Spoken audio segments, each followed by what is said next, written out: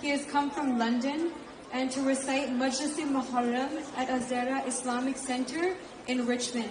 Ladies and gentlemen, please welcome Sheikh Jaleel with a loud salawat.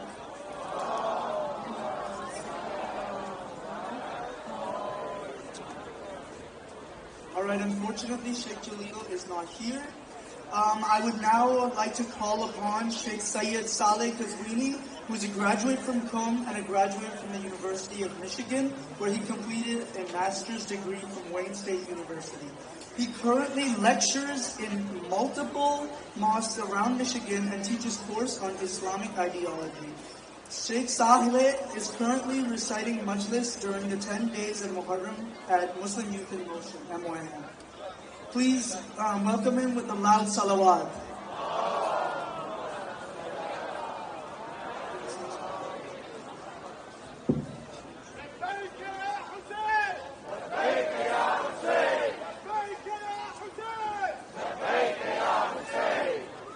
Bismillahir-Rahmanir-Rahim. In the name of God, the most compassionate, the most merciful, the Lord of Noah, Abraham, Moses, and Jesus, and Prophet Muhammad. Peace be upon you all. My dear brothers and sisters, we are gathered in Vancouver to commemorate the martyrdom of a man who was killed over 1,380 years ago. That man is Imam al-Hussein alayhi salam, the grandson of Prophet Muhammad, the Prophet of Islam. Imam al-Hussein was killed around 50 years after the start of Islam. Imam al-Hussein was not killed by an army of non-Muslims that came marching to the Muslim land. Imam al-Hussein was killed by an army of so-called Muslims that were hijacking the name of Islam and choosing to speak in the name of the religion of Islam and giving the Islam a bad name by killing and murdering and oppressing in the name of the religion. That was when a man by the name of Yazid, he decided to take over and hijack the religion of Islam and speak in the name of the religion of Islam. All that Yazid wanted was for Hussein, the grandson of the Prophet, to give him the green light, to give him legitimacy that what he is doing is correct. And Imam al-Hussein alayhi salam, he saw that it was a duty upon himself to defend this religion. So therefore, Imam al-Hussein, all that he did was he chose not to give allegiance to a man like Yazid. But Yazid said, you either give allegiance or you will be killed. So Imam al-Hussein was killed along with his family, 18 members from the family of Prophet Muhammad, and around 100 of his companions. They were killed on the 10th of Muharram, on the day of Ashura, in the land of Karbala, Iraq, where an army of over 30,000 stood to kill the grandson of the Prophet.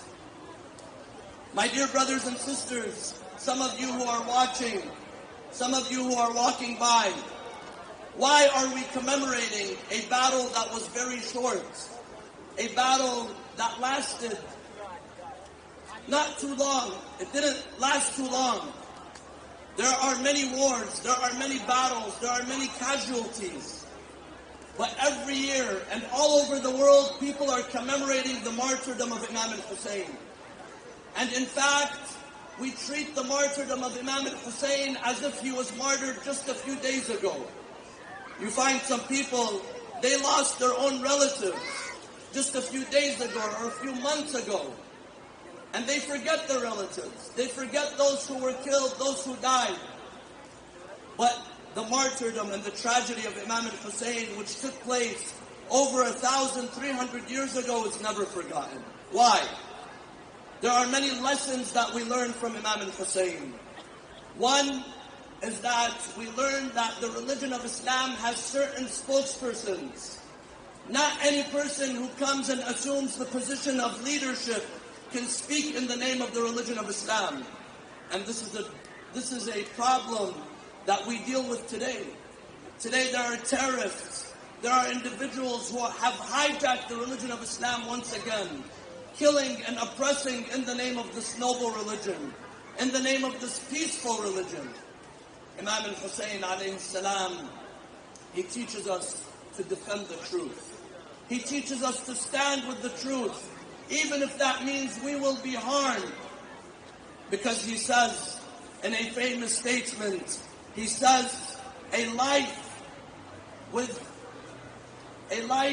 giving allegiance to an oppressor, a life that you give allegiance to an oppression has no value.